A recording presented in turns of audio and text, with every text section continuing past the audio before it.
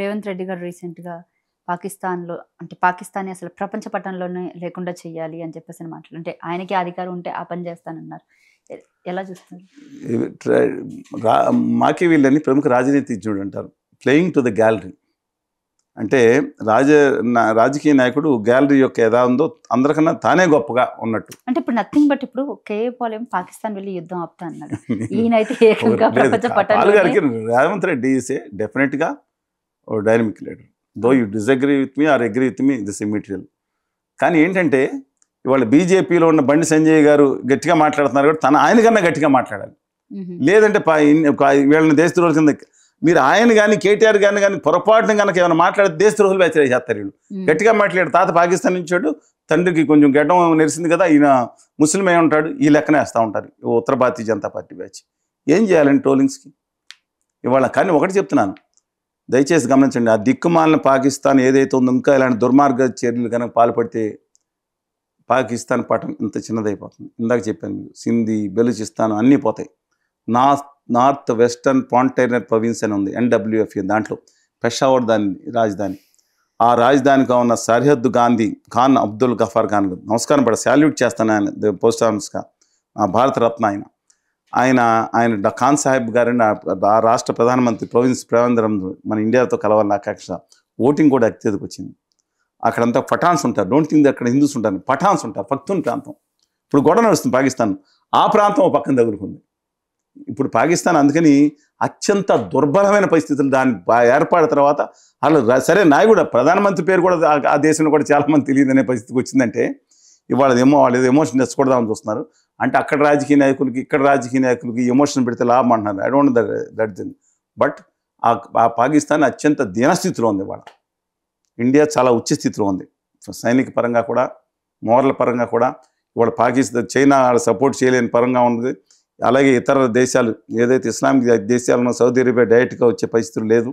ఇవన్నీ పరిగణలో తీసుకున్న తర్వాత ఇవాళ మనం ఒక అణ్వాయుధాలు అంటే కొంతమంది యుద్ధం చేయండి అణ్వాయుధాలు ఈ గ్యాంగ్ని ఎందుకని మాట్లాడుతున్నా తెలియదు. వాళ్ళకు శత్రుదేశ ధ్వంసం చేయాలి పీవీకే తరహా. కానీ వాళ్ళు కనుక ఆడి పిచ్చోడి చేతులు రాయండి, ఒక అణ్వస్త్రం తీసుకొచ్చి వాళ్ళ దగ్గరే 4 చోట్ల వేస్తే ఏముంటుందండి?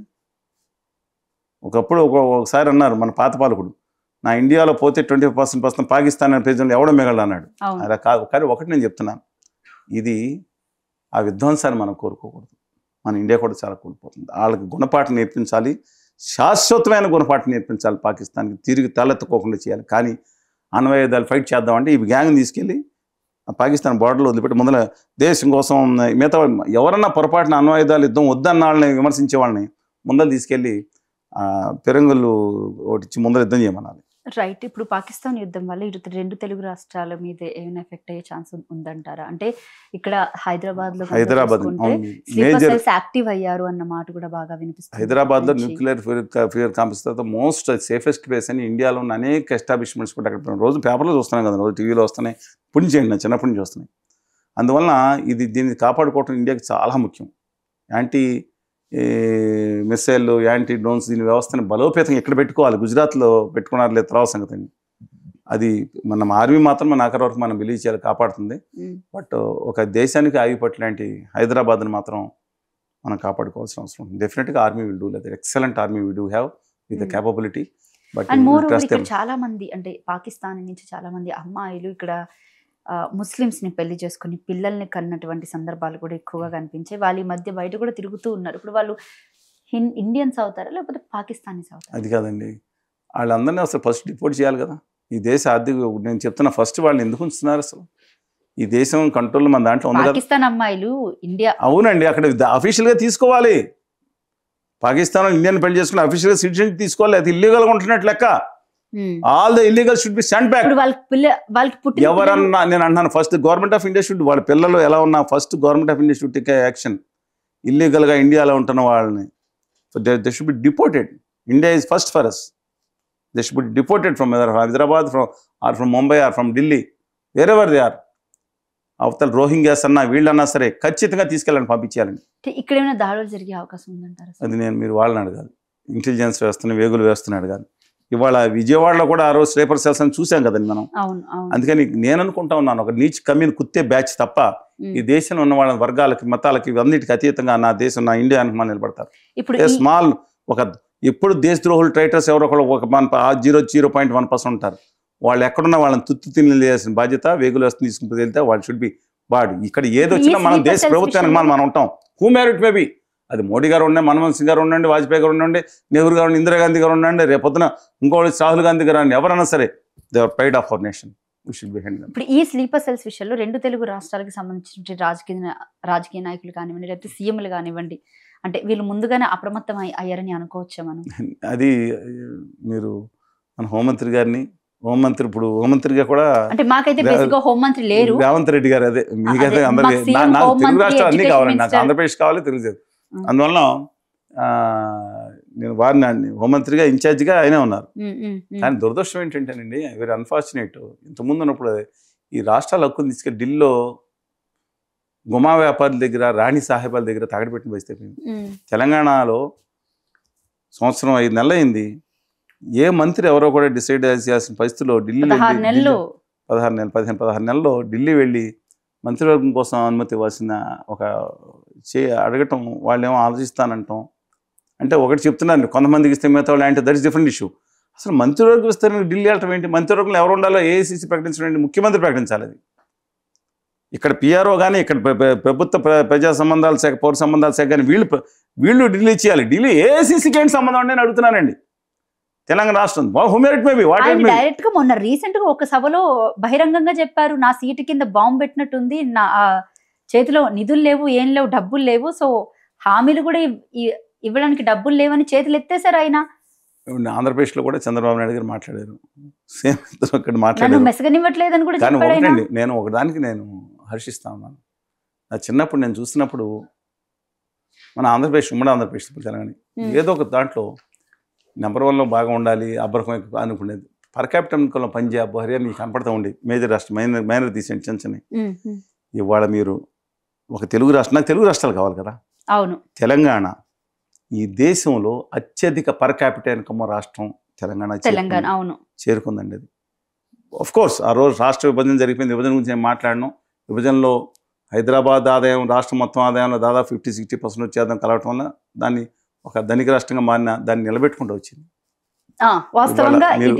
నిలబెట్టుకుంటూ వచ్చింది. రెండోది, దాంట్లో లోపాలు ఖచ్చితంగా కాలేసిన దాంట్లో లోపాలు జరిగినాయండి. No second thought in that. దాంట్లో లాభం కూడా ఉంటుంది, లోపాలు కూడా జరిగినాయి. దాని మీద యాక్సెస్ అమౌంట్ కాదు. కానీ తెలంగాణ నలుమూలల 2014 కాపిన 15 నుంచి మొదలు పెట్టుకుని 2021-22 వరకు కూడా ఒక 40,000-50,000 ఉండే ల్యాండ్ అండి, మీరు నమ్మలేరండి.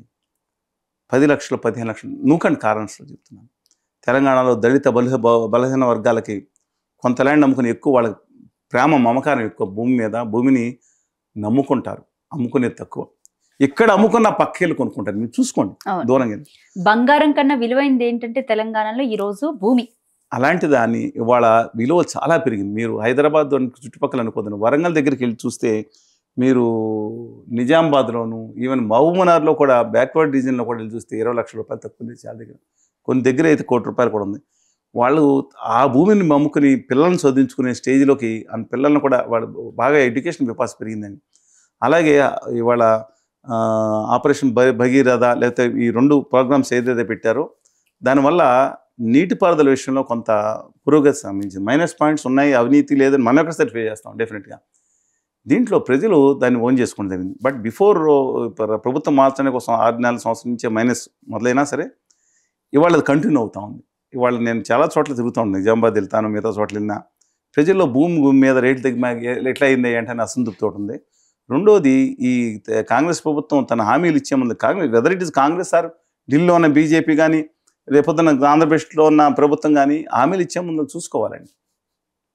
రాష్ట్ర ఆర్థిక పరిస్థితి చూసుకోవాలి కదా. ఇప్పుడు ఇచ్చేసిన తర్వాత మేము ఇస్తామంటే ఎలాగా?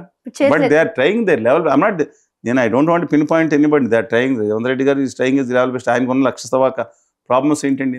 అది కాంగ్రెస్ పార్టీలో ఫ్రీ హ్యాండ్ ఉండదు, మీరు ప్రాంతీయ పార్టీలో. రెండోది, ఇంకోటి కూడా చెప్తాను కదా, కొద్ది కాలంగా ఈ ఉత్తర భారతీయ జనతా పార్టీ శ్రేపు మీరు అన్నారు కదా, హరీష్ రావు గారి మీద టార్గెట్ చేశారు, చూసుంటారు మీరు. అవును, హరీష్ రావు గారికి నాకున్న పరిచయం తక్కువే కానీ చాలా గట్టి పరిచయం. ఎందుకంటే ప్రియమైన శత్రువు ఆయన.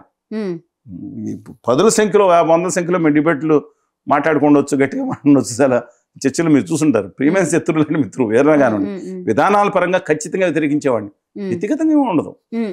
ఇవాళ I don't think is like that. తన ప్రాంత హక్కుల పట్ల, ఆత్మగౌరవం పట్ల ఖచ్చితమైన పోరాడే లక్ష్యం ఉన్న వ్యక్తి కూడా హరీష్ రావు గారు. ఇవాళ the trying to create rift between Harish Rao garu and KTR garu. ఎందుకని? పచ్చి స్వార్థం కోసం. I don't think Harish Rao garu betray that Telangana rights అండి. వాళ్ళు తెలంగాణ రైట్స్ని బెటరై చేస్తుంది ఎవరో తెలుసా మీకు? బీజేపీ. కృష్ణా జలాల విషయంలో ఎగనిస్ట్గా నమ్మక ద్రోహం నయవంచం చేసింది. This all well vested. అందువలన రిఫ్ట్ క్రియేట్ చేసింది ఎవరికి లాభం? బీజేపీ లాభం చేస్తుంది. Is absolute is not like that of personality to better absolutely either himself are KTR గారు ఆర్ వినోద్ గారు ఆర్ మొన్న శ్రవణ్ గారు కనపడ్డారు. శ్రవణ్ గారి మీద నాకు ఎందుకంటేనండి హూమెరిట్ నేను ఆయన గవర్నర్ గారు తమిళిసై గారు ఈయన అర్హుడు కాదండి, ఇంటలెక్చువల్ కాదండి. ఆవిడ డిసైడ్ చేసింది. ఆవిడ వెళ్ళి రాజీనామా చేసేసి గౌరవ్ గారిని, ఇప్పుడు గవర్నర్ గారు అన్న ఇప్పుడు మళ్ళీ పోటీ చేసిన ఎంపీ అభ్యర్థి కదా శ్రవణ్ గారి మీద ఇంటలెక్చువల్. అలా రాష్ట్ర ముఖ్యమంత్రి ఎవరిని అప్పండి ఎమ్మెల్సీ నుంచి వీటో చేయడానికి ఎవరండి? ఆ తమిళనాడులో రవి గారి మీద సుప్రీంకోర్టు శాల్యూట్ సుప్రీంకోర్టు. ఈ దేశంలో వ్యవస్థ నడుస్తుంటే న్యాయ వ్యవస్థ కొంతన్నా అంటే లోపాలన్నా సరే మనం ప్రజాస్వామ్యం మనగలుగుతుంటే ఈరోజు న్యాయ వ్యవస్థ కొంత న్యాయం కొంత ఆలస్యం వచ్చు, న్యాయం వస్తుంది. ఇవాళ రవి గారు చేసిన గవర్నర్ అతనే నేను అనేది గవర్నరా? ఇతను గవర్నర్ సంతకం లేకుండా ఆపోజిట్ చేయమని చెప్పిన ఆ రోజు తమిళిసై గారు చేసింది ఏంటండి? రాష్ట్ర ప్రభుత్వం నేను చూపిస్తాను మీకు. తమిళిసై గారు రాష్ట్ర ప్రభుత్వాన్ని నేను కావాలంటే డీస్టెబిలైజ్ చేస్తాను. రాష్ట్ర ప్రభుత్వాన్ని నేను కావాలనుకుంటే డీస్టెబిలైజ్ చేసేస్తానన్న మాట మాట్లాడిందంటే కూల్చేది. అసలు ఉన్నాయండి? With due respect sir being in that post those days. Shravan intellectual ఒక డాక్టరేట్ చదివి ఒక ఇంటర్నేషనల్ రెప్యూటెడ్ కంపెనీ లాంటి దాంట్లో హెచ్ఆర్డి హెడ్ కింద దాంట్లో పొజిషన్లో ఉండి తను వదులుకుని స్వచ్ఛందంగా సేవ చేసిన శ్రవణ్ని చెప్తున్నా అండి. వాళ్ళని కూడా డిస్టర్బ్ చేయడానికి చూస్తూ ఉంటారు. అబ్సల్యూట్గా చెప్తున్నాను. తెలంగాణ కానీ ఆంధ్రప్రదేశ్ కానీ ప్రాంతీయ పక్షాలు ఉండాలి. ఇర్రెస్పెక్ట్ కేసీఆర్ అన్నదానికి నాకు బాధ కలిగి ఉండొచ్చు. వాళ్ళ దట్ డజన్ మీన్ నేను తెలుగు జాతి పెట్టని. ఈ ప్రపంచం నాకు కావాల్సిన మానవైతే తెలుగు జాతి. 13.5 కోట్ల మంది తెలుగు జాతి. దాంట్లో అందరూ భాగమే కదా. అని బిడ్డ తమ్ముడు విడిపోయే ముందు నాకు మాట్లాంటాడు, అన్న నేను కలిసి ఉండాలని వచ్చినప్పుడు కొంత చదువుకోవాలి, అది కాదు నేను తప్పనాలి. అంతేగాని ఆ ఉద్యోగ నాయకుడిలాగా తెలంగాణ వాళ్ళు చీరలు ఎక్కడ దాచి అంత చెత్త మాటలు మాట్లాడాడండి అతను లేడరా. అతను పెట్టింది ఎవరండి? జగన్పాటి గాలి గొప్పరు కదా, అక్కడ గవర్నర్ రాజగోపాల్ గారా?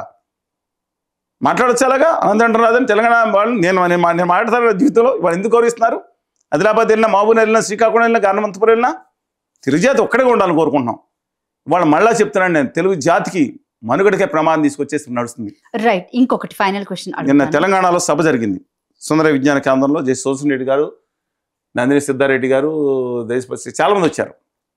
తెలుగు భాష మీద నేనప్పుడు నేను చాలా ఆనందించాను. తెలుగు భాష కోసం, తెలుగు జాతి కోసం మళ్ళీ నేను అన్నాను మీరు వాళ్ళు మాట్లాడుతున్నప్పుడు. ఆఫ్టర్ ఐ థింక్ నేను కలిసి పాల్గొన్న సభ లేదండి గత 30 సంవత్సరాలు 25 సంవత్సరాలుగా నేను పాల్గొన్నాం. నేను ఒకటి చెప్పాను, తెలుగు భాష నిలబెట్టుకుందాం. 13.5 కోట్ల మంది కలిసి నిలబడదాం. సింగణి కాల్దీసి బొగ్గు గనుల తెంగణి బంగారాన్ని అక్రమంగా గుమా వ్యాపారులు పక్కకి తీసుకెళ్ళిపోయే దుర్మార్గం చర్యలను కలిసి అడ్డుకుందాం అని చెప్పాను. ఇవాళ ఇంకోటి చెప్తాను, మా విశాఖ ఉక్కు కర్మాగారం విషయంలో ఆ రోజు కేసీఆర్ గారు, తర్వాత రేవంత్ రెడ్డి గారు ఎవరైనా సరే మద్దతు ప్రకటించారు. ఆంధ్రప్రదేశ్ కూడా నిర్ద్వందంగా తెలంగాణ బొగ్గు గనుల విషయంలో ఖచ్చితంగా మద్దతు ప్రకటించాలి. ఈ తెలుగు జాతి అన్నదమ్ముల మధ్య ఉన్న అనుబంధంగా నిలవాలి. అంతేగాని కేంద్రంలో ఉన్న గుమా వ్యాపారులు గుజరాతీ మారడి అనుకోవచ్చు, వాళ్ళని అనుకోవచ్చు మీరు. కానీ గుట్కా మాయ చేసే వ్యాపారం నా ఉద్దేశం. వాళ్ళ కాళ్ళకు మడుగులు ఎత్తుతూ చేయటం మాత్రం తప్పి వాళ్ళ తెలంగాణ వాళ్ళ స్టాలిన్ గారు మీటింగ్ పెడితే తమ ఎదురు బదురు చూడటానికి కూడా లేనంత కోపంతో ఉన్న వ్యక్తులు తమ రాష్ట్రం కోసం కేటీఆర్ గారు వెళ్ళి అక్కడ ఎదురుకుండా అందరితో సహకరించి అందరూ వెళ్ళి కూర్చుని వచ్చారు. ఎందుకని ఆంధ్రప్రదేశ్లో ముగ్గురు ఏమైపోయారని అడుగుతున్నా నేను. ఆత్మగౌరవం లేదా? తెలుగు జాతి మీద, దీని నిమిషం మీద నాశనం జరుగుతుంటే మన దక్షిణాదంతా ఒకటైతే, దేశ మూల వస్త్రం ఒకటైతే ఎందుకని వాళ్ళు బానిసత్వం చేస్తున్నారని అడుగుతున్నాను. 2019 తర్వాత ఉధృతంగా మేము ఉద్యమం చేస్తాం. అంతకంటే ఎక్కువ ఉద్యమం చేసాం. 99% మీడియాలు చూపించకపోతే నాది బాధ్యత కాదని చెప్తున్నా. అంతకన్నా ఎక్కువ ఉద్యమం చేసాం. నేను వాళ్ళు అడుగుతున్నా, అక్కడ ఏమైంది? బానిసత్వం వచ్చిందా అని అడుగుతున్నాను. తెలుగు భాష కోసం మాట్లాడితే గవర్నర్ కళ్యాణ్ బాబు గారు మీకు తెలుసు కదా, పవర్ఫుల్ స్టార్, హిందీని బలవంతా ఊరుకోనని చెప్పి సింహనాదం చేసిన వ్యక్తి ఆయనే కదా, పవర్ఫుల్ స్టార్ ఆయన. మీరు మామూలుగా తక్కువ అంచలేదు, మీరు కళ్ళలో మీరు కొంచెం మీరు ఆయన ఫ్యానో ఏసీయో లేకపోతే కూలరో మీ ఇష్టం. కానీ ఒకటి నేను చెప్తున్నాను, ఆయన ఏమన్నారు, ఉత్తరాది అహంకారం నశించాలన్నారు. ఇవాళ నా తోటి తెలుగు బిడ్డ తమిళనాడు ముఖ్యమంత్రిగా ఉన్నాడు. ఎస్, దక్షిణామూర్తి గారి అబ్బాయి, నేను చాలాసార్లు చెప్పాను, కన్యాయుధి గారు దక్షిణామూర్తి గారి అబ్బాయి స్టాలిన్ గారు తన భాష కోసం తమిళం కాబట్టి తమిళం నా తెలుగు భాషలో ఉండాలని కోరుతూ ఉంటే ఏం హిందీ అని చెప్పి ఆయన మీద విమర్శలు చేయాల్సిన అవసరం గౌరవనీయులు రెస్పెక్టబుల్ కళ్యాణ్ బాబు గారికి ఉందండి. ఆంధ్రప్రదేశ్కి నమ్మద్రోహం, నయం వంచిన దారుణం గత 10 సంవత్సరాలు జరుగుతున్న విభజన హామీలు ప్రతి దాంట్లో జరుగుతుంటే ప్రజల గురించి ఎందుకు మాట్లాడట్లేదు అసలు? తెలంగాణ మీద కూడా అన్యాయం జరుగుతుంది. ₹1 బడ్జెట్, ఒక మెట్రోలకు ₹1 ఇవ్వకపోతే చప్పట్లు జరుచుకుంటాను. దేనికండి ఈ బ్యాచ్ అంతా అడుగుతున్నాను. మనం మాట్లాడుకున్నాం కదా, తెలంగాణలో కూడా ఎందుకు ₹1 కోటి తెలంగాణ రైల్వే బడ్జెట్లో పెంచితే వీళ్ళందరికీ ఎందుకని సంతోషం? 8,700 రెట్లు, మళ్ళా చెప్తున్నానండి, తెలంగాణకి క్రితం బడ్జెట్ కంటే ₹1 కోటి పెంచితే 8,400 రెట్లు అంటే ₹400 కోట్ల ఒక్క గుజరాత్ రాష్ట్రానికి పెంచారు. చప్పట్లు ఎందుకు చరుచుకుంటున్నారు గవర్నీలు బండి సంజయ్ గారు అంటున్నాను నేను. ఎందుకు నిలదీయలేప? రాష్ట్ర ప్రభుత్వం కూడా దీని మీద శ్వేతపత్రం ఇవ్వాలి కదా. The honourable chief minister of Andhra Pradesh respectable Revanth Reddy garu should come out of this on this